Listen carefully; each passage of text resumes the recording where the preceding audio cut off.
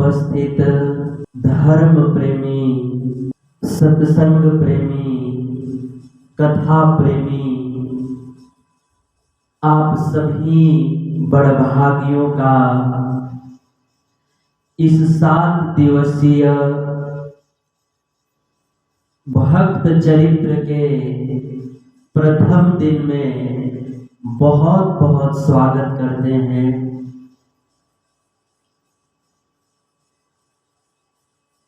आइए आज के समय का सदुपयोग करते हुए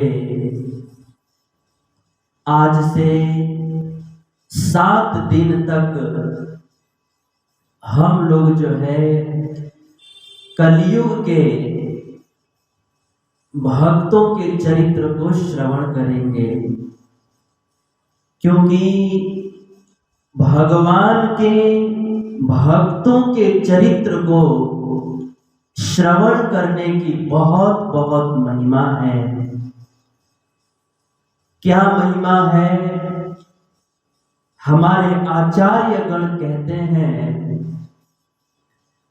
कि अगर हम जो है भगवान का चरित्र श्रवण करते हैं तो भक्तगण प्रसन्न हो जाते हैं, परंतु अगर हम जो है भगवान के किसी प्राण प्यारे भक्तों का चरित्र श्रवण करते हैं तो साक्षात भगवान प्रसन्न हो जाते हैं। ये है भक्तों के चरित्र को श्रवण करने की महिमा। इतना ही नहीं, कहते हैं कि जब हम भगवान की कथा सुनते हैं तो हमें यह पता चलता है कि भगवान से प्रेम करना चाहिए, उनसे स्नेह करना चाहिए। जब हम भगवान की कथा सुनते हैं, भगवान के चरित्र को श्रवण करते हैं तो हमें यह पता चलता है कि हमें भगवान से प्रेम करना चाहिए। लेकिन जब हम भगवान के भक्तों का चरित्र श्रवण करते हैं तब हमें पता चलता है कि भगवान से कैसे प्रेम करना चाहिए। भगवान की कथा सुनते हैं तो ये तो पता चलता है कि भगवान से प्रेम करना चाहिए, लेकिन भक्तों के चरित्र को श्रवण करते हैं तो हमें पता चलता है कि भगवान से कैसे प्रेम करना चाहिए। तो ये है भगवान के भक्तों के चरित्र को श्रवण करने की महिमा। इसीलिए आज से लेकर हम सब लोग जो है 7 दिन तक भगवान के अलग अलग प्राण प्यारे भक्तों का चरित्र श्रवण करेंगे, क्योंकि भगवान के भक्तों के चरित्र को सुनने की बड़ी महिमा है। रामायण में गोस्वामी तुलसीदास जी कहते हैं, भगति स्वतंत्र सकल गुण खानी, भगति स्वतंत्र सकल गुण खानी, बिनु सत्संग न पावहि प्राणी।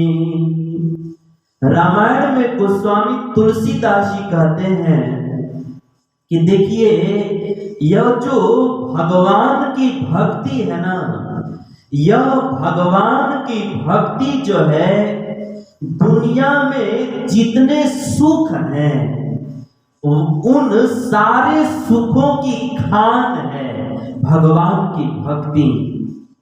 अर्थात भगवान की भक्ति करने से आदमी को केवल इस भौतिक जगत ही नहीं, भगवान की भक्ति करने से आध्यात्मिक जगत में भी जो सुख है, जितना सुख है, जितने भी प्रकार का सुख है, वह सारा सुख जो है हमको प्राप्त हो जाता है। चाहे आध्यात्मिक सुख हो, चाहे भौतिक सुख हो, चाहे ब्रह्म का सुख हो, चाहे आत्म सुख हो, चाहे मुक्ति का सुख हो, चाहे संसार या अध्यात्म का कोई भी सुख क्यों न हो, भगवान की भक्ति करने से आध्यात्मिक और भौतिक संपूर्ण सुखों की प्राप्ति जो है हमें बहुत सहजता से हो जाती है। भक्ति स्वतंत्र सकल गुण खानी, ये है भक्ति की महिमा। इतना ही नहीं, भक्ति की महिमा बताते हुए रामायण में गोस्वामी जी ने फिर से एक बार कहते हैं कि राम भगति मनि उर्वस जाके, दुख लवलेस न सपने ताके। गोस्वामी तुलसीदास जी कहते हैं कि भगवान की भक्ति की ऐसी महिमा है कि अगर कोई व्यक्ति अपने जीवन में भगवान के भक्ति को धारण कर लेता है तो उसके जीवन में किसी भी प्रकार का दुख जो है रह नहीं जाता। वह आदमी जो है समस्त प्रकार के दुखों से मुक्त हो जाता है। जैसे जो व्यक्ति एसी में बैठ जाता है तो वह व्यक्ति जो है गर्मी से मुक्त हो जाता है। जो व्यक्ति एसी में बैठ जाता है वह गर्मी से मुक्त हो जाता है। वैसे ही इस संसार में जो व्यक्ति भगवान के भक्ति को अपने जीवन में धारण कर लेता है वह व्यक्ति समस्त प्रकार के दुखों से मुक्त हो जाता है। राम भगति मनि उर्वस जाके, दुख लवलेस न सपने ताके। भगवान की भक्ति को कोई व्यक्ति जीवन में धारण कर ले तो उसके जीवन में प्रत्यक्ष दुख आ जाए तो हो नहीं सकता, स्वप्नों में भी दुख नहीं आता। ये है भगवान की भक्ति की महिमा। भगवान के भक्ति की इतनी महिमा है कि पद्म पुराण के उत्तरखंड में श्री नारद जी भक्ति की महिमा का वर्णन करते हुए कहते हैं, त्वं तो भक्ति प्रिया तस्य सततं प्राण तोधिका, त्वया आहुतस्तु भगवान याति नीच गृहेष्वपि।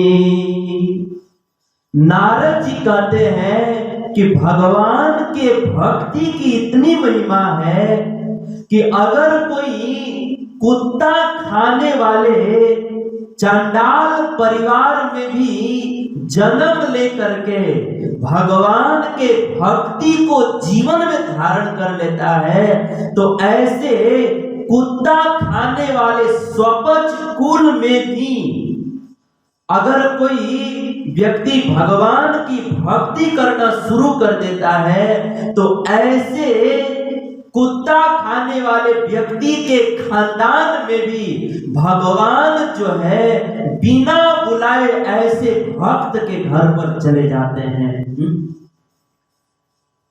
भगवान त्वया आहुतस्तु भगवान याति नीच गृहेष्वपि।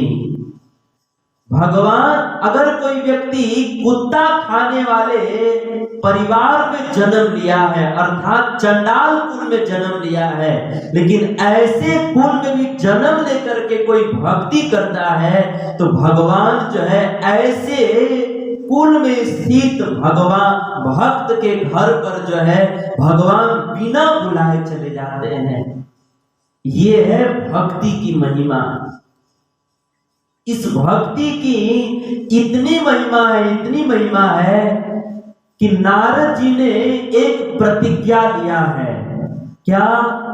नारद जी ने प्रतिज्ञा लिया है। स्वयं नारद जी भक्ति महारानी से अपनी प्रतिज्ञा को सुनाते हुए कहते हैं कि हे देवी, कलिना सदृश कोपी युगो नास्ति वरानने, तस्मिन् स्वाम स्थापयिष्यामि गेहे गेहे जने जने। नारद जी कहते हैं कि हे देवी, कलयुग के समान जो है इस संसार में कोई युग नहीं है। वैसे तो बहुत सारे युग हैं, सतयुग, त्रेता, द्वापर और कलयुग, बहुत सारे युग हैं, लेकिन कलयुग के समान कोई युग नहीं है। और हे देवी, यद्यपि कलयुग में बहुत पाप होता है, बहुत अधर्म होता है, बहुत अन्याय होता है, लेकिन फिर भी हे देवी, मैं जो है आपके समक्ष वृंदावन जैसे पवित्र भूमि में खड़ा होकर के मैं प्रतिज्ञा ले रहा हूं कि जिस कलयुग में प्रायः लोग पापी विचार के होते हैं, दिन रात अनेक पापों में ही रचे पचे रहते हैं, ऐसे कलिकाल में भी मैं जो है हे भक्ति महारानी आपकी स्थापना जो है कलयुग के घर घर में मैं आपकी स्थापना कर दूंगा। कलयुग के पापी से पापी जीव के हृदय में भी मैं आपकी स्थापना कर दूंगा।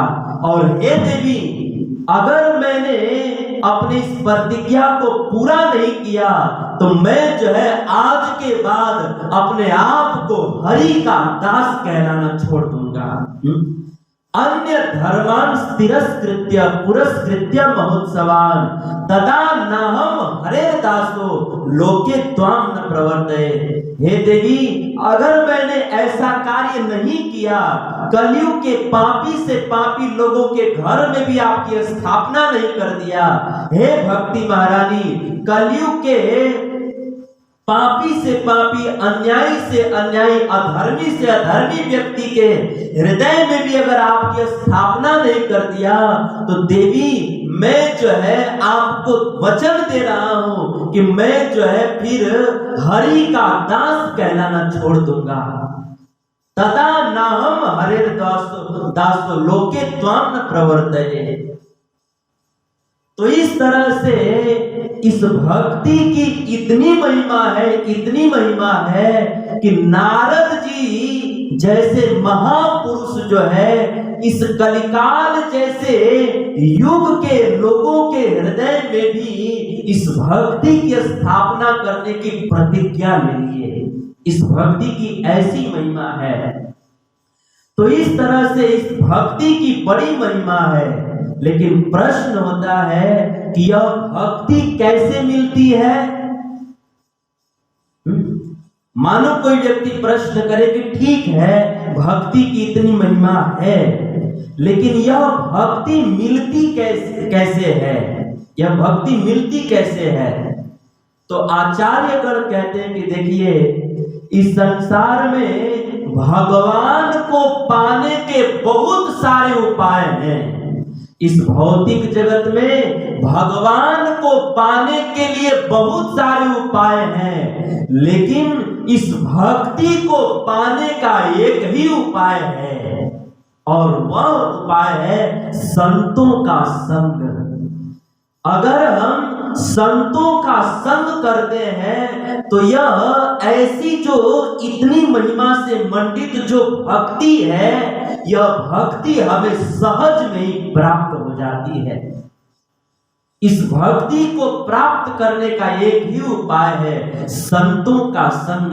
गोस्वामी तुलसीदास जी लिखते हैं, भक्ति सुतंत्र सकल गुण खानी, भक्ति सुतंत्र सकल गुण खानी, बिनु सत्संग न पावहि प्राणी।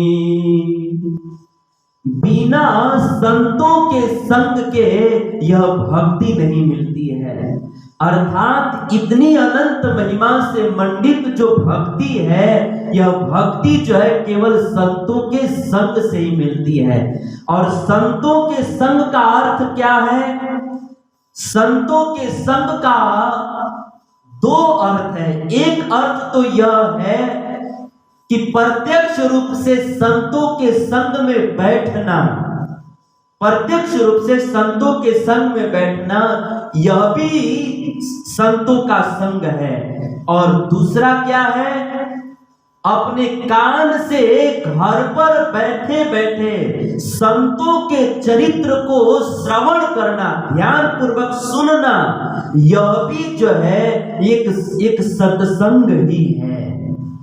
यह भी एक सत्संग ही है, यह भी एक संतों का संग ही है। मतलब जो व्यक्ति अपने घर पर बैठे बैठे संतों के, भक्तों के चरित्र को श्रद्धा पूर्वक श्रवण करता है, उस व्यक्ति को इतनी महिमा से मंडित जो भक्ति है, वह भक्ति सहज में ही, बड़ी सरलता से ही प्राप्त हो जाती है। इसीलिए हमें जो है संतों के चरित्र को, भक्तों के चरित्र को बड़े ध्यान से सुनना चाहिए, बड़े प्रेम से सुनना चाहिए, क्योंकि संतों के चरित्र सुनने से हमें भगवान की भक्ति की प्राप्ति हो जाती है। ये है भक्तों के चरित्र को श्रवण करने की महिमा। तो इस तरह से भगवान के प्राण प्यारे भक्तों का चरित्र श्रवण करने की बड़ी महिमा है। इसीलिए आज से लेकर के 7 दिन तक हम सब लोग जो है भगवान के भक्तों का चरित्र श्रवण करेंगे। और उसमें भी भगवान के भक्त तो हर युग में होते हैं, हर युग में होते हैं। सतयुग में भी होते हैं, त्रेता युग में भी होते हैं, द्वापर में भी होते हैं, कलयुग में भी होते हैं। तो इस 7 दिन में जो है हम सतयुग, त्रेता और द्वापर के भक्तों का चरित्र नहीं श्रवण करेंगे। वैसे हम लोग पिछले भागवत कथा में सतयुग, त्रेता और द्वापर के भक्तों का चरित्र श्रवण किए ही हैं, लेकिन इस 7 दिन में हम सब लोग जो है कलिकाल के भक्तों का चरित्र श्रवण करेंगे। और वैसे कलिकाल में बहुत सारे भक्त हुए हैं, बहुत सारे भक्त हुए हैं, लेकिन चूंकि कल जो है एकादशी का दिन था, अतः आज हम एक ऐसे भक्त की कथा श्रवण करेंगे जिनकी एकादशी व्रत में बड़ी अपार निष्ठा थी, बड़ी अपार निष्ठा थी। उस भक्त की एकादशी व्रत में इतनी निष्ठा थी, इतनी निष्ठा थी कि साक्षात भगवान द्वारिकाधीश जो है अपना द्वारिका छोड़ करके भगवान जो है उस भक्त के गांव में ही जा करके हमेशा हमेशा के लिए बस गए। आज जो है हम उसी भक्त के चरित्र को श्रवण करेंगे। आप सब लोग एक बार महामंत्र उच्चारण कर लीजिए, तो मैं इसका माइक का बैटरी चेंज कर लेता हूँ। हरे कृष्णा कृष्णा कृष्णा हरे हरे, हरे राम राम राम हरे हरे, हरे कृष्णा कृष्णा कृष्णा हरे हरे, हरे राम राम राम हरे हरे, हरे कृष्णा कृष्णा कृष्णा हरे हरे, हरे राम राम राम हरे हरे। तो आज हम एकादशी निष्ठ जो भक्त हैं उनके चरित्र को श्रवण करेंगे। उनका चरित्र कुछ इस प्रकार से प्रारंभ होता है कि द्वारिका से 30 किलोमीटर की दूरी पर एक बहुत बड़ा गांव था और उस गांव का नाम था डाकोर। और उस गांव में भगवान श्री कृष्ण के, द्वारिकाधीश के, रणछोड़ भगवान के एक बहुत बड़े भक्त रहते थे। और उनका नाम क्या था? उनका नाम था श्री रामदास जी।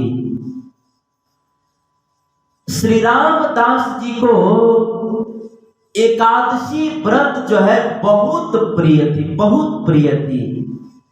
श्री रामदास जी को एकादशी व्रत इतनी प्रिय थी, इतनी प्रिय थी कि चाहे वे कितने ही दुख में क्यों न हो, चाहे वे कितने तकलीफ में क्यों न हो, चाहे वे कितने ही बीमार क्यों न हो, चाहे कितने ही विपरीत से विपरीत परिस्थिति में क्यों न हो, वो कैसे भी परिस्थिति में क्यों न हो, वो हर परिस्थिति में जो है एकादशी व्रत बड़ी निष्ठा से करते थे। वे कभी भी एकादशी व्रत को छोड़ते नहीं थे, कभी भी नहीं। देखिए, बात आई है तो मैं बतला दूं कि वास्तव में हम सब लोगों को भी एकादशी व्रत जो है ऐसी ही निष्ठा के साथ करनी चाहिए। चाहे कुछ भी हो जाए, हमें जो है एकादशी व्रत का कभी त्याग नहीं करना चाहिए। हमारे शास्त्रों में लिखा है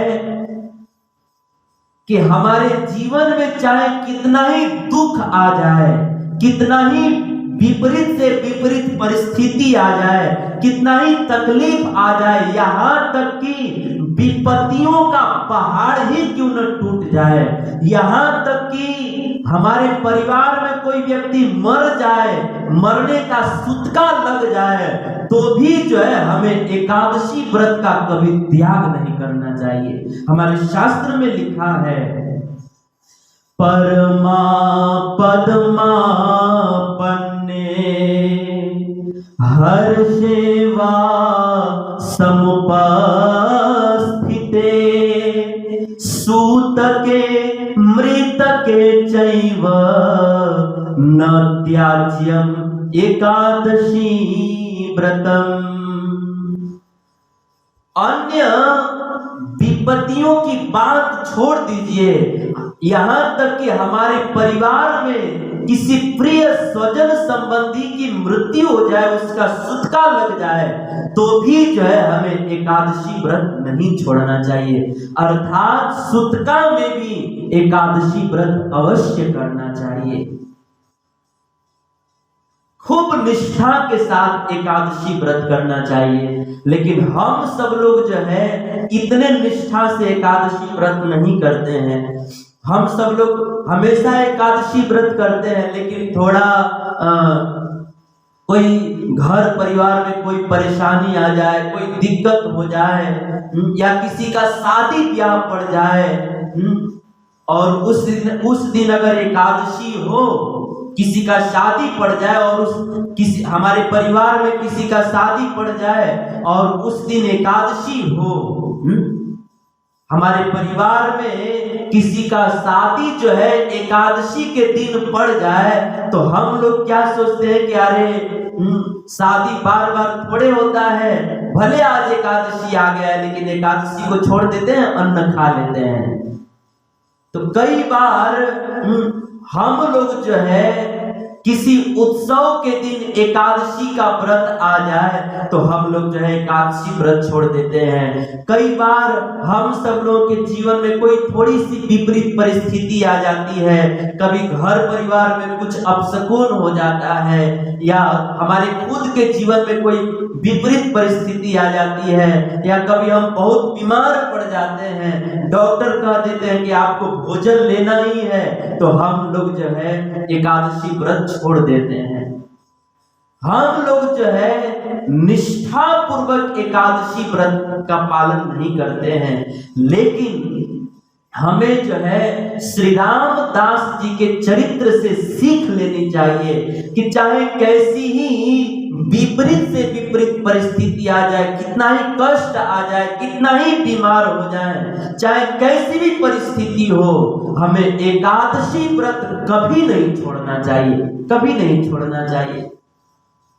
तो श्री रामदास जी कितने ही दुख में तकलीफ में हो, हमेशा एकादशी व्रत करते थे, कभी छोड़ते नहीं थे।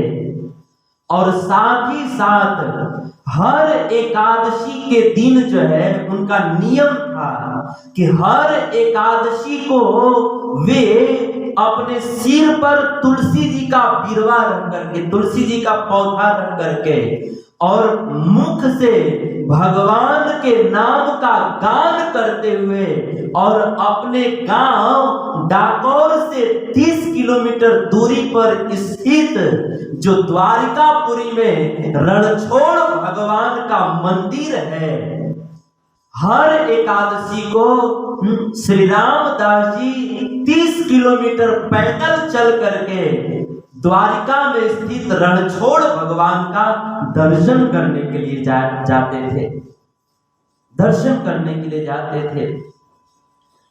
सिर पर तुलसी जी का बिरवा रख लेते थे और मुख से भगवान का नाम गान करते हुए चलते थे।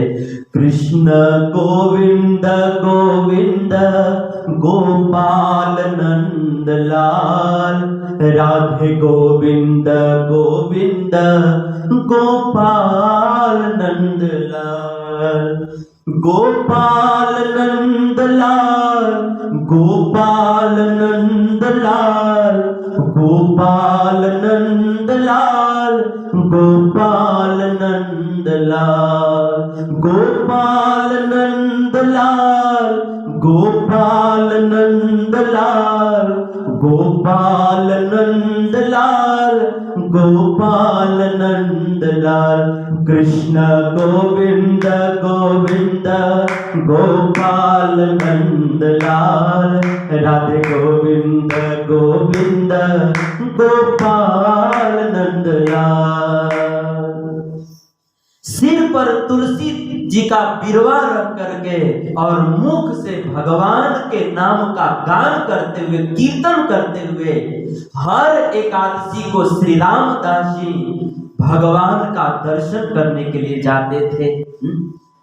श्री रामदास जी के चरित्र से हम भक्तों को एक और सीख मिलती है कि हम सब भक्तों को अपने जीवन में एक नियम बनाना चाहिए कि हम जो है प्रतिदिन भगवान के मंदिर में भगवान का दर्शन करने के लिए जाएं, उनको प्रणाम करने के लिए जाएं।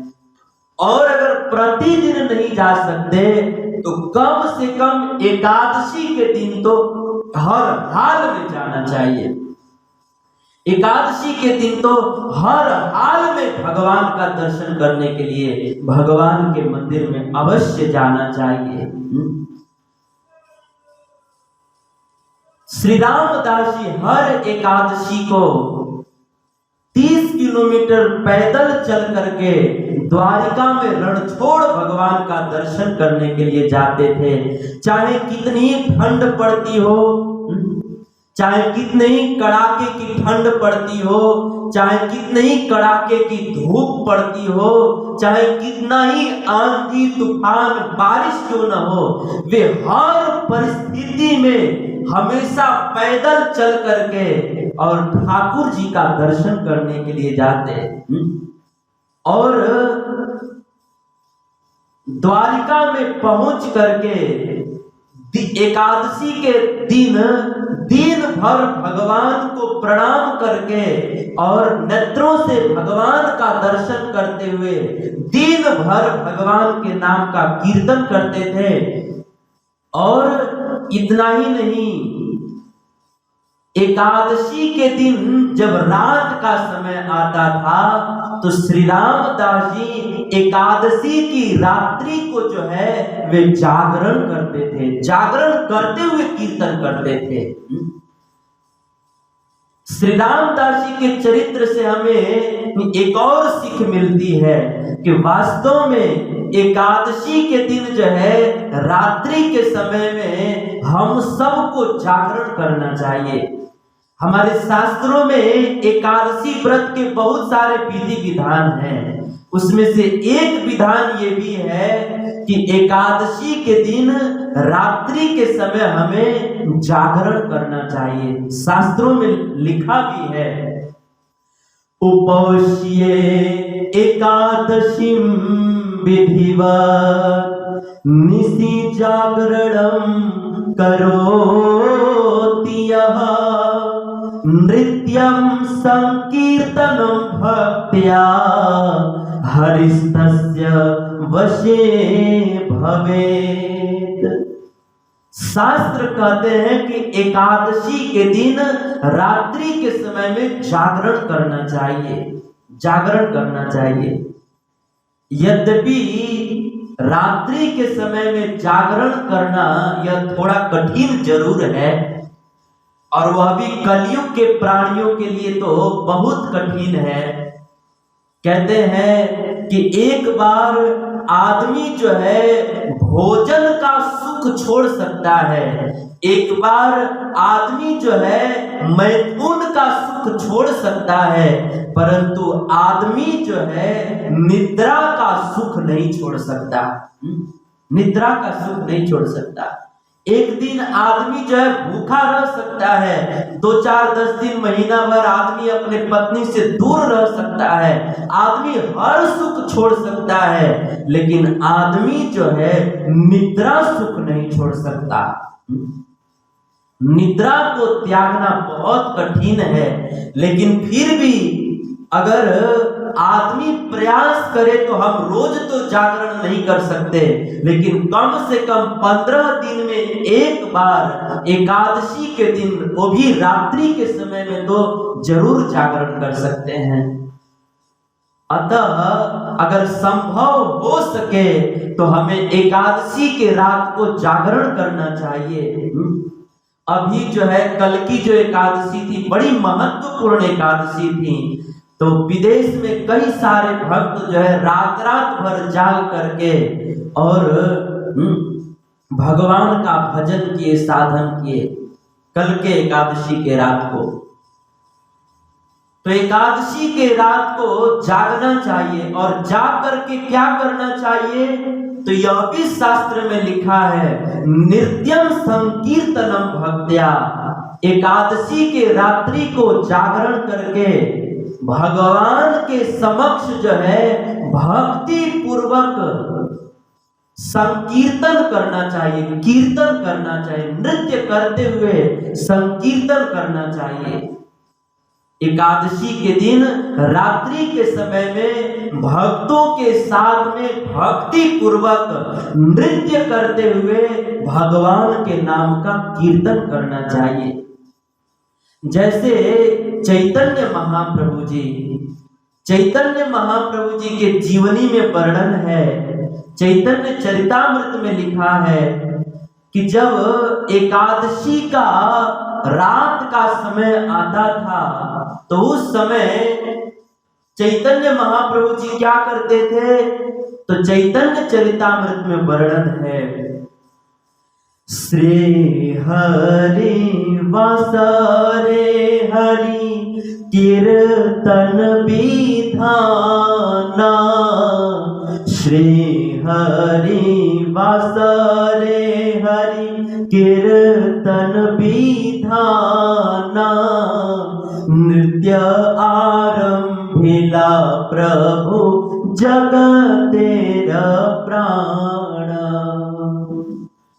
एकादशी के रात को चैतन्य महाप्रभु जागरण करके श्री हरिवास रे हरि कीर्तन विधान, चैतन्य महाप्रभु जी एकादशी के रात को जाग करके अपने भक्तों के समूह को लेकर के रात रात भर जो है उछल उछल करके भगवान के पवित्र नाम का कीर्तन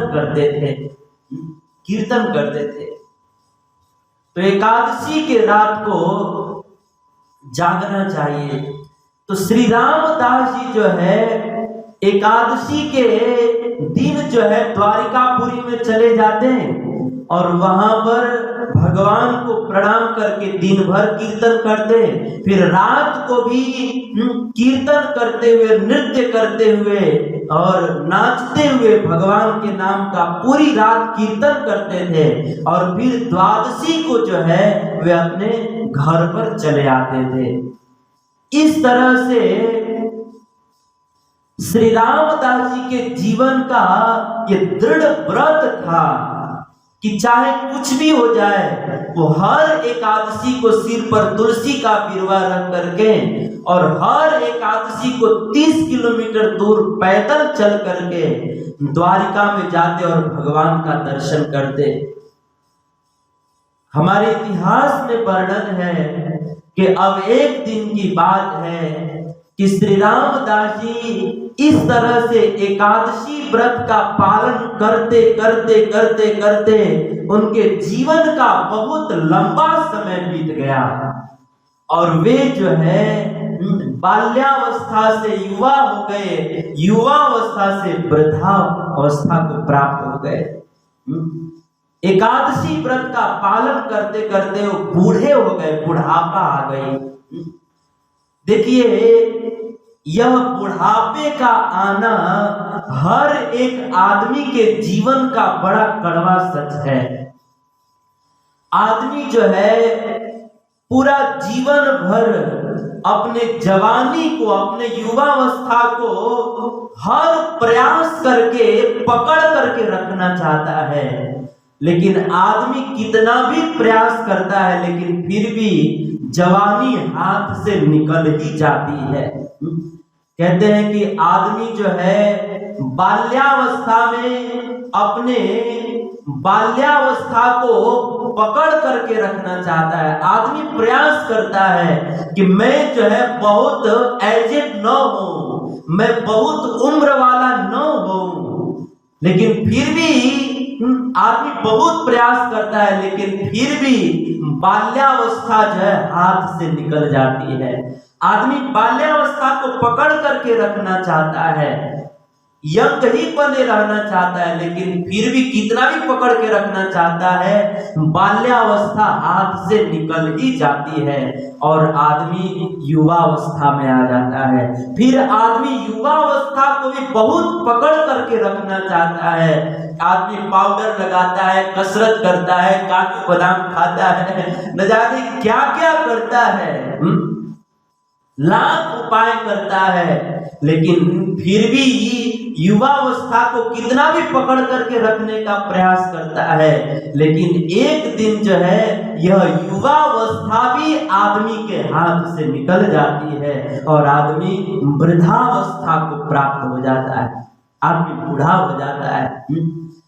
देखिए, यह हमारा जो शरीर है ना, यह शरीर हम सबका क्षण क्षण हमारा साथ छोड़ रहा है। कहते हैं कि आज से 1 महीना हम जैसे थे आज वैसे नहीं है। आज हमारे शरीर का आकार बदल गया। आप 1 महीना पहले का फोटो और आज का फोटो मिलाएंगे तो दोनों में अंतर आ जाएगा। मतलब यह शरीर जो है दिन प्रतिदिन क्षण क्षण हम सबका साथ छोड़ रहा है, लेकिन हम सब लोग जो है इतने मोह ममता और अज्ञान में फंसे हुए हैं कि हम जो है, जो शरीर हमको दिन प्रतिदिन छोड़ रहा है, जिस शरीर को हम लोगों से तनिक भी ममता नहीं, इसीलिए दिन रात हमें छोड़ रहा है, ऐसे जो निर्मम ममताहीन जो शरीर है, जो दिन रात हमारा त्याग कर रहा है, जो दिन रात हमको छोड़ रहा है, ऐसे शरीर को हम सब लोग पकड़ करके रखना चाहते हैं। ये वास्तव में हम मनुष्यों की बहुत बड़ी मूर्खता है।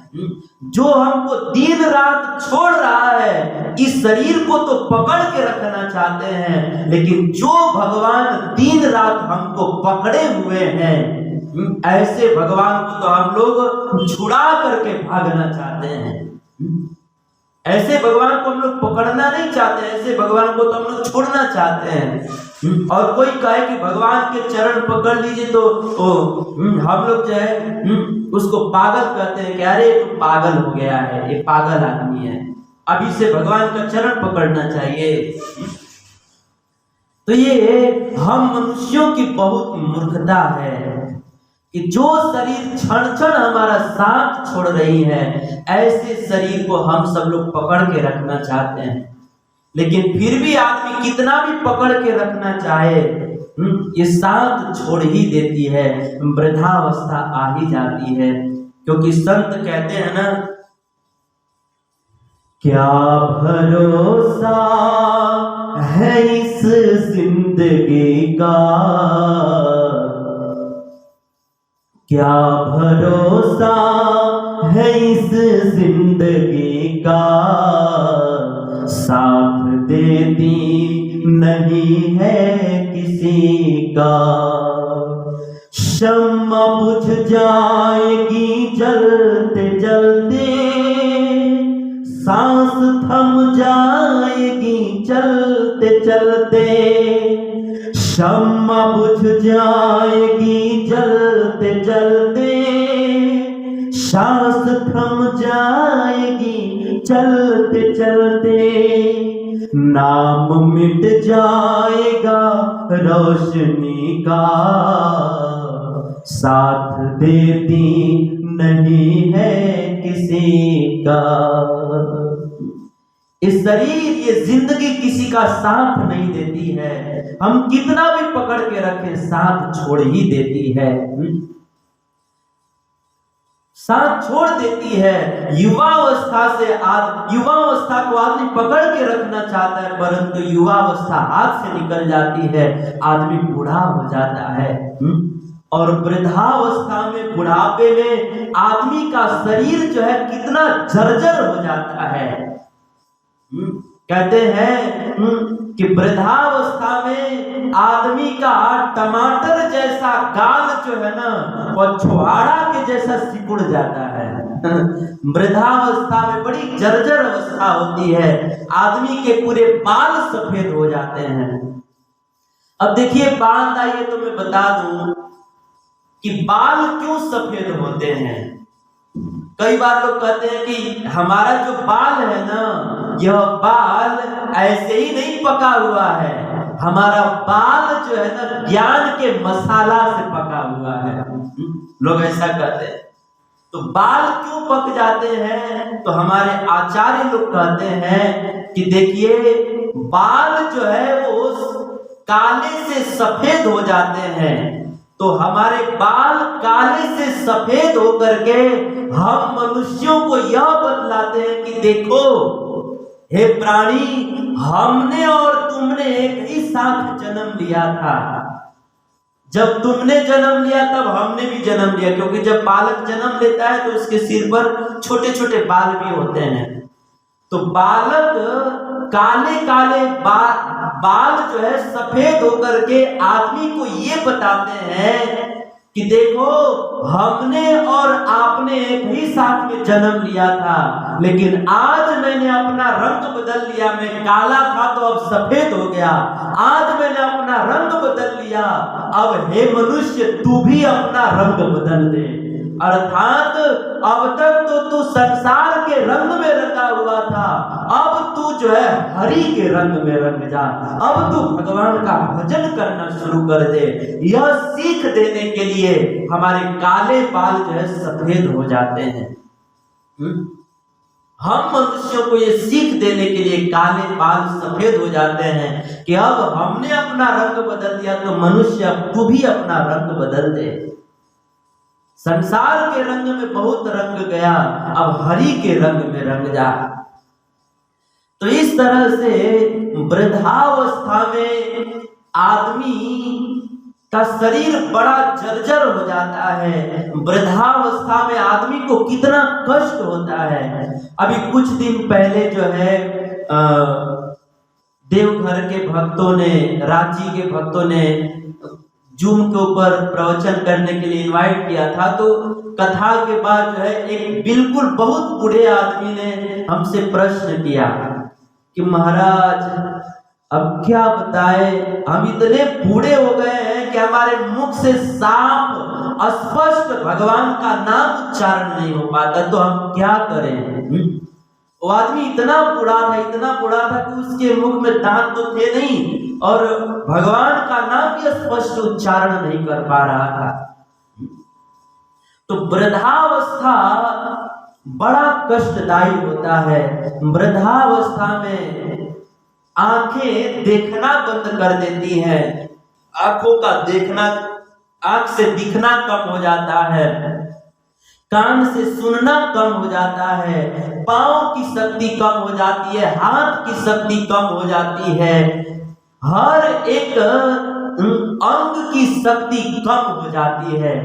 लेकिन तुलसीदास जी एक बहुत सुंदर बात कहते हैं कि देखिए, वृद्धावस्था में भले ही आंख से दिखना कम हो जाए चलेगा, कान से सुनना कम हो जाए चलेगा, पांव की शक्ति कम हो जाए चलेगा, हाथ की शक्ति कम हो जाए चलेगा, वृद्धावस्था में सब कुछ कम हो जाए चलेगा, लेकिन भगवान से प्रेम कम नहीं होना चाहिए, ये नहीं चलेगा।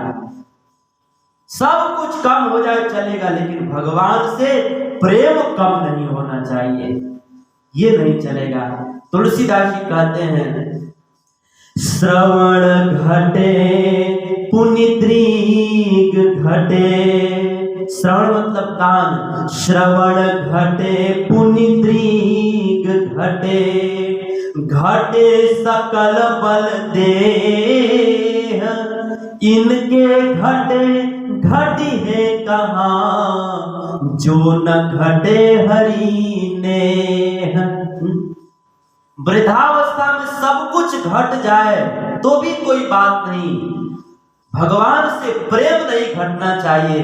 कहते हैं कि सब कुछ घट गया लेकिन भगवान से प्रेम नहीं घटा तो कुछ भी नहीं घटा, और जीवन में सब कुछ बढ़ गया लेकिन भगवान से प्रेम नहीं बढ़ा तो वास्तव में कुछ भी नहीं बढ़ा, हमने कुछ नहीं पाया। तो कहने का भाव ये है कि वृद्धावस्था जो है बड़ा कष्टदायी होता है।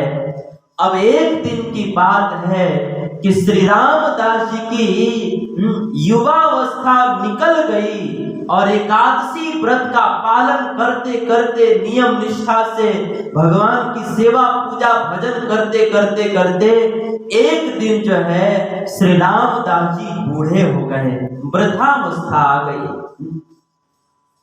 लेकिन वृद्धावस्था आ गई, फिर भी इतिहास में वर्णन है कि रामदास जी जो है जवानी में, युवावस्था में जितने उत्साह के साथ वे प्रति एकादशी को पैदल चल करके भगवान का दर्शन करने जाते थे, उतने ही उत्साह और प्रेम के साथ जो है वृद्धावस्था में भी भगवान का दर्शन करने के लिए जाते थे।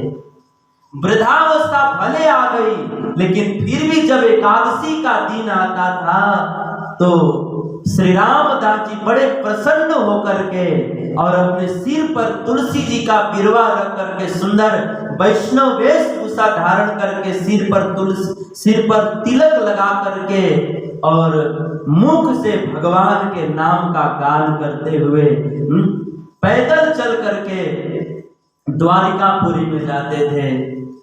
राधे राधे राधे गोविंद राधे, राधे राधे राधे गोविंद राधे, गोविंद राधे गोपाल राधे, गोविंद राधे गोपाल राधे, हाँ राधे राधे राधे गोविंद राधे। राधे राधे राधे। भगवान के नाम का कीर्तन करते हुए वृद्धावस्था में भी एकादशी के दिन भगवान का दर्शन करने के लिए जाते थे। देखिए श्री रामदास जी के इस चरित्र से भी हमें सीख मिलती है कि हम सभी भक्तों को भी, चाहे हमारा शरीर हष्ट पुष्ट हो, चाहे हम वृद्धावस्था में कमजोर हो जाएं, हमें जो है श्री रामदास जी के जैसे ही एकदम दृढ़ निष्ठा के साथ भगवान का भजन करना चाहिए। गीता में भगवान श्री कृष्ण जो है गर्जना करते हुए कहते हैं कि भजन कैसे करना चाहिए, तो कृष्ण कहते हैं सततम कीर्तयन्तो माम यतन्तश्च दृढ़ व्रता। कृष्ण गर्जना करते हैं कि हे अर्जुन, मेरा कीर्तन, मेरा भजन जो है आलस्य पूर्वक नहीं होना चाहिए, मेरा भजन जो है दृढ़ता पूर्वक होना चाहिए। एक बार हमने जो नियम ले लिया उसको आजीवन, पूरा जीवन जो है दृढ़ता पूर्वक पालन करना चाहिए। अभी कुछ दिनों पहले हम सब लोगों ने राम जी के द्वारा मां सबरी को 9 प्रकार के भक्ति का उपदेश दिया गया, उसको हम लोगों ने सुना। तो राम जी मां सबरी को 5वीं भक्ति का वर्णन करते हुए क्या कहते हैं, मंत्र जाप मम दृढ़ विश्वासा, मंत्र जाप मम दृढ़ विश्वासा, पंचम भजन सुवेद प्रकाशा। राम जी कहते हैं कि माँ मेरी 5वीं भक्ति है मंत्र का जप करना, मेरे नाम का जप करना, लेकिन कैसे जप करना, मंत्र जाप मम दृढ़ विश्वासा, दृढ़ विश्वास पूर्वक मेरे नाम का जप करना, ये 5वीं भक्ति है। कहने का मतलब ये है कि राम और कृष्ण यह कहना चाहते हैं कि हमें भक्ति और भजन तो करना चाहिए, लेकिन दृढ़ व्रत पूर्वक करना चाहिए, एकदम दृढ़ता पूर्वक करना चाहिए। जो हमने नियम ले लिया, जो शुरू कर दिया, उसको आजीवन दृढ़ता पूर्वक उसका निर्वाह करना चाहिए।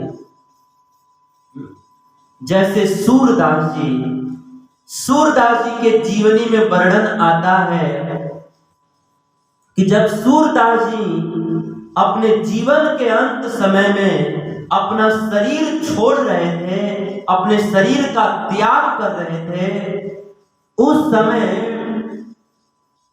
सूरदास जी अपने पेट के बल से लेट करके और ब्रज वृंदावन में अपने शरीर का त्याग कर रहे थे। पेट के बल से लेट करके अपने शरीर का त्याग कर रहे थे। उस समय कुछ श्रद्धालुओं ने बड़ी विनम्रता पूर्वक सूरदास जी से पूछा कि महाराज, जीवन का अंत समय बड़ा कष्टदायक होता है और ऐसे कष्टदायक परिस्थिति में आप जो है पेट के बल से लेट करके अपना शरीर क्यों छोड़ रहे हैं? आप इस वृंदावन धाम में पेट के बल से लेट करके अपना शरीर क्यों छोड़ रहे हैं? उस समय सूरदास जी के आंख भर आए और सूरदास जी ने रोते रोते कहा कि देखो, ये जो हमारे ठाकुर जी का श्री वृंदावन धाम है ना, इस श्री वृंदावन धाम को मैंने पूरा जीवन इसको गले से लगा करके रखा। इस श्री वृंदावन धाम को मैंने पूरा जीवन सीने से लगा करके रखा, और आज जो है जब मैं इस धाम को छोड़ करके जा रहा हूं तो मैं जाते समय इस वृंदावन धाम को अपना पीठ दिखाकर नहीं जाना चाहता हूं। जिसको हमेशा सीने से लगा करके रखा, उस ब्रज भूमि को आज मैं पीठ दिखाकर नहीं जाना चाहता हूं। मैं आज भी भले मर रहा हूं, भले कष्ट हो रहा है, लेकिन ऐसी स्थिति में भी मैं जो है इस ब्रज को सीने से लगा करके ही जाऊंगा, पीठ दिखाकर नहीं जाऊंगा। प्रसंग बड़ा कहने का भाव ये है कि सूरदास जी ने जीवन में नियम लिया था कि मैं हमेशा ब्रज भूमि को सीने से लगा करके रखूंगा, तो इसका पालन जो है जीवन का अंत समय, मृत्यु के समय ऐसी पीड़ादायक परिस्थिति में भी सूरदास जी जो है अपने नियम का निर्वाह किए। हम सबको अपने भजन का निर्वाह ऐसी निष्ठा से करना चाहिए। चाहे कितना ही कष्ट आ जाए, विपत्ति आ जाए, दुख आ जाए, क्लेश आ जाए, हमें अपना भजन जो एकदम दृढ़ता पूर्वक करना चाहिए। हमें भजन छोड़ना नहीं चाहिए, चाहे कैसी भी परिस्थिति आ जाए। तो श्री रामदास जी वृद्ध हो गए, कमजोर हो गए, लेकिन फिर भी श्री रामदास जी हर एकादशी को भगवान का दर्शन करने का, एकादशी के रात्रि को भगवान उनके नाम का कीर्तन करते हुए जागरण करने का जो दृढ़ नियम था, उसमें कोई शिथिलता नहीं आई, उसमें कोई ढिलाई नहीं आई। वे वृद्धावस्था में भी इसी उत्साह के साथ ही भगवान का भजन कर रहे थे। अब एक दिन की बात है कि श्री रामदास जी वृद्धावस्था में भी बहुत कड़ाके की धूप निकली हुई थी और शरीर बिल्कुल कमजोर हो चुका था, पांवों से चला नहीं जा रहा था, आंखों से दिखाई नहीं दे रहा था, लेकिन फिर भी अपने एकादशी के दिन जो है अपने सिर पर तुलसी जी का बिरवा रख करके और मुख से भगवान के नाम का गान करते हुए फिर से श्री रामदास जी द्वारकापुरी की ओर चल पड़े। हरे कृष्णा कृष्णा कृष्णा हरे हरे, हरे राम राम राम हरे हरे।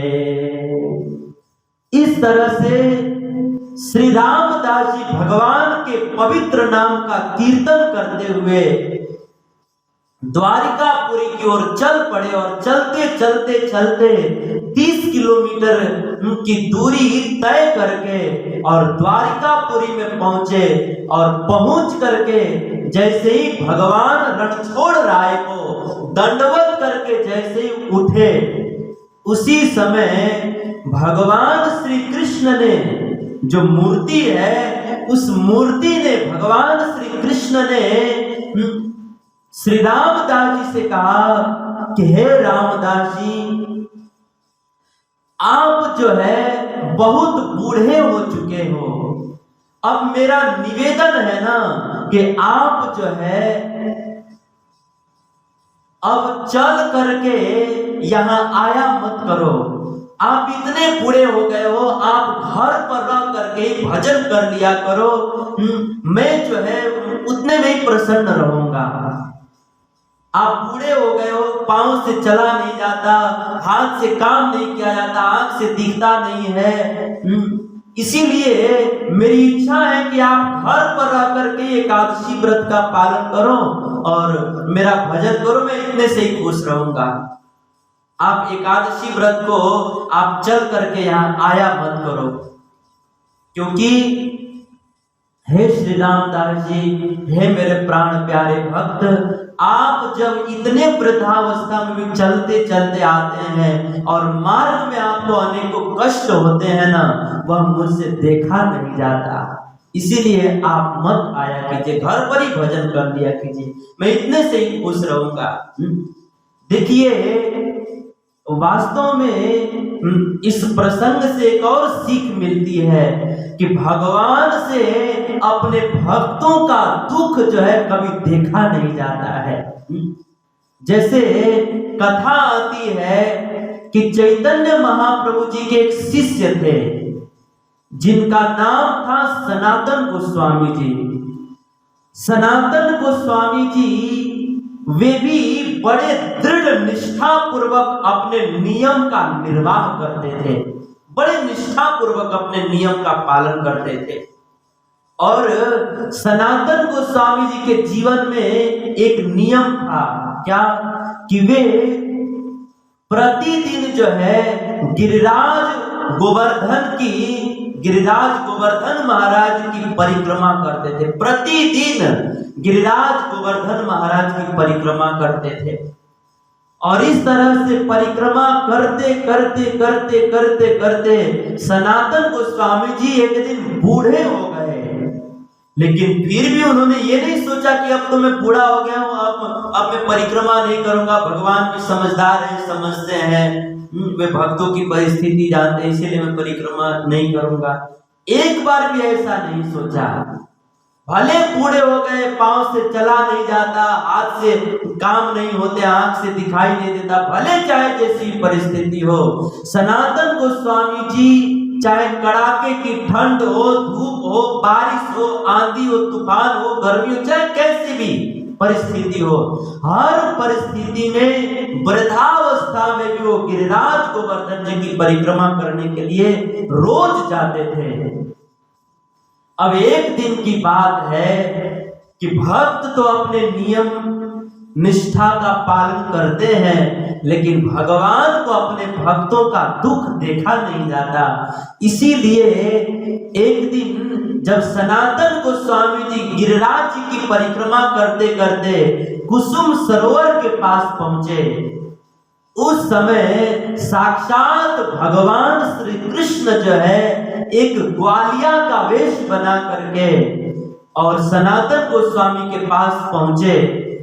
और भगवान ने सनातन गोस्वामी से कहा कि बाबा, आप इतने बूढ़े हो गए हो और आप इतने वृद्धावस्था में भी गिरिराज जी की परिक्रमा करते हो, आपको बहुत कष्ट होता है, इसलिए बाबा मेरी इच्छा है ना कि आप गिरिराज की परिक्रमा बंद कर दीजिए, आप कुटिया में रह करके भजन कीजिए, मैं उतने से ही प्रसन्न हूं, कुटिया में रहकर ही भजन किया कीजिए। उस समय सनातन गोस्वामी जी ने कहा कि देखो, मैं जो है चाहे मुझे मेरा शरीर कितना ही जर्जर क्यों न हो जाए, चाहे कैसी भी परिस्थिति आ जाए, जब तक मेरे शरीर में प्राण है तब तक मैं गिरिराज जी की परिक्रमा करना नहीं छोड़ूंगा। ग्वाल के रूप में भगवान ने सनातन गोस्वामी जी को बहुत समझाया, बहुत मनाया, लेकिन सनातन गोस्वामी जी अपने निश्चय में इतने अडिग थे, अपने भजन में, अपने निष्ठा में इतने दृढ़ थे कि भगवान कह रहे थे, लेकिन फिर भी उन्होंने अपने नियम में कोई बदलाव नहीं लाया। उस समय अंत में भगवान ने सनातन गोस्वामी जी के नियम निष्ठा को देख करके भगवान ने सनातन गोस्वामी से कहा कि बाबा, मैं आपको एक उपाय बतलाता हूं, क्या, कि मैं जो है ना आपको एक गिरिराज जी की शिला दे देता हूं, और उस शिला के ऊपर जो है साक्षात मेरा चरण कमल अंकित है, मेरे चरण कमलों का चिन्ह अंकित है, जो गौ माता का चरण कमल का चिन्ह है वह भी अंकित है, मेरे दिव्य लकुटी का चिन्ह भी उस पर अंकित है। अतः बाबा, आप जो है इस शिला को अपने कुटिया में लेकर जाइए और इस गिरिराज शिला की आप अपने कुटिया में 4 परिक्रमा कर लेंगे ना, तो गिरिराज गोवर्धन का पूरा परिक्रमा करने का आपको फल प्राप्त हो जाएगा। जब इस तरह से भगवान ने सनातन गोस्वामी जी को कहा, उस समय सनातन गोस्वामी जी ने भगवान की बात को मान लिया और गिरिराज शिला को लेकर के आए और अपने कुटिया में रह करके प्रतिदिन 4 परिक्रमा करते थे। वह गिरिराज शिला जो है आज भी श्री वृंदावन धाम में श्री श्री राधा दामोदर जी के मंदिर में आज भी विराजमान है।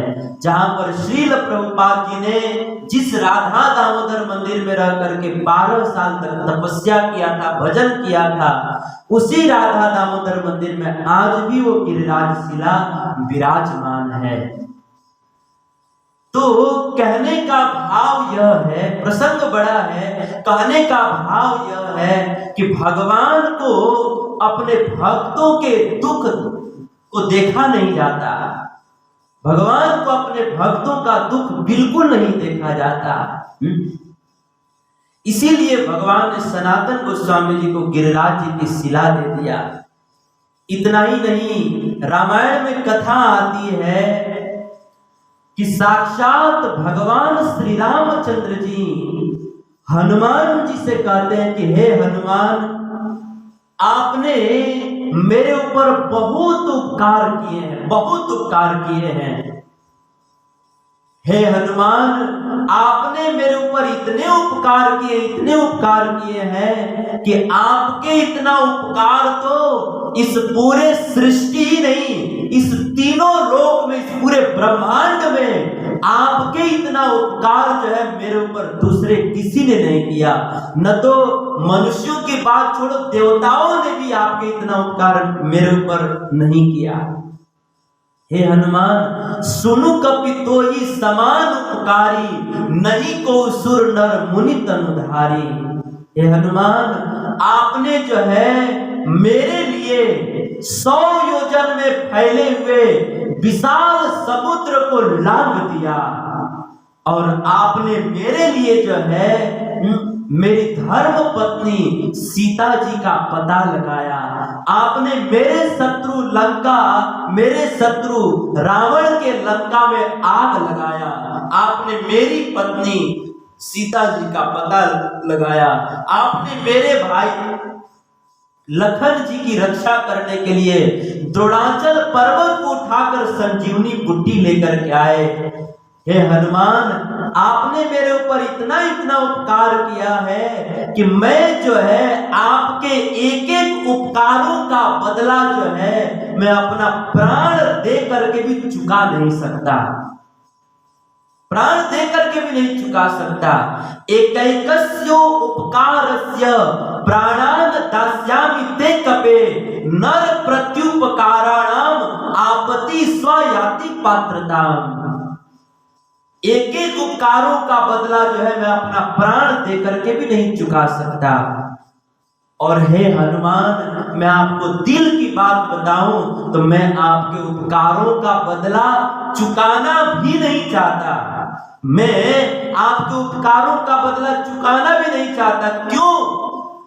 क्योंकि आदमी में उपकार का बदला पाने की योग्यता जो है आपत्ति काल में आती है, संकट के समय में आती है, दुख के समय में आती है। और मैं नहीं चाहता हूं कि तुम संकट में पड़ो और मैं तुम्हारे उपकार का बदला चुकाऊं। मैं नहीं चाहता। भले मैं ऋणी रह लूंगा, भले मैं कर्जदार रह लूंगा, लेकिन मैं तुम्हारे उपकार का बदला नहीं चुकाऊंगा। क्योंकि उपकार का बदला आदमी में पाने की योग्यता संकट काल में आती है, दुख काल में आती है। और मैं नहीं चाहता हूं कि तुम्हारे ऊपर संकट आए, तुम्हारे जीवन में दुख आए और मैं तुम्हारे उपकार का बदला चुकाऊं। मैं भले ऋणी रह लूंगा, कर्जदार रह लूंगा, लेकिन तुम्हारे उपकार का बदला नहीं चुकाऊंगा। क्योंकि हे हनुमान, मैं सब कुछ देख सकता हूं, लेकिन मैं अपने भक्तों का दुख कभी नहीं देख सकता। तो भगवान बड़े भक्त वत्सल हैं, उनसे कभी भी अपने भक्तों का दुख नहीं देखा जाता। इसीलिए भगवान ने श्री रामदास जी से कहा कि हे श्री रामदास जी, आप बहुत बूढ़े हो गए हो, पांव से चला नहीं जाता, हाथ से काम नहीं होता, हाथ में शक्ति नहीं, आंख से दिखता नहीं है, आपका शरीर दुर्बल हो चुका है। और वैसे भी आपके गांव से मेरी द्वारिका 30 किलोमीटर दूरी पर है, इतना लंबा दूरी है। इसलिए रामदास, मेरा निवेदन है कि आप जो है अब एकादशी को इतना दूर आना छोड़ दीजिए, आप घर पर ही रहिए और घर पर रह करके एकादशी व्रत कीजिए, वहीं पर भजन कर लीजिए, मैं उसी से खुश रहूंगा। इस तरह से भगवान श्री रणछोड़ राय ने, द्वारिकाधीश ने श्री रामदास जी से सुंदर निवेदन किया, उस समय श्री रामदास जी भगवान के निवेदन को सुन करके और उन्होंने हामी भर लिया कि ठीक है प्रभु, अगले बार से नहीं आऊंगा, अगले बार से नहीं आऊंगा। और इतना कह करके और फिर जो है श्री रामदास जी अपने घर चले आए। और फिर इसके बाद क्या घटना होती है, क्या लीला होती है, इसको जो है हम लोग फिर कल के दिन में श्रवण करेंगे, क्योंकि समय हो गया है और अभी जो है बहुत बड़ा प्रसंग है। तो मैं सोच रहा हूं कि अभी पूरा प्रसंग को पूरा करने के लिए लगभग 1 घंटे का समय चाहिए, तो बहुत समय हो जाएगा, 10:30 बज जाएगा। इसीलिए आज का यहाँ से आगे का जो प्रसंग है वो हम लोग फिर कल के दिन में श्रवण करेंगे। तो कल जो है शाम को ठीक 7:30 बजे आप सब भक्त उपस्थित हो जाएं। और ये जो भक्त का चरित्र है बड़ा सुंदर प्रसंग है और बहुत शिक्षाप्रद भी है, इसीलिए इसको आप सब लोग पुनः श्रवण करने के लिए कल के कथा में जरूर पधारेंगे। अभी समय हो गया है, मैं अपने वाणी वहीं पर विराम करता हूँ। कोई त्रुटि हुई होगी तो पुत्रदास समझ करके क्षमा कीजिएगा।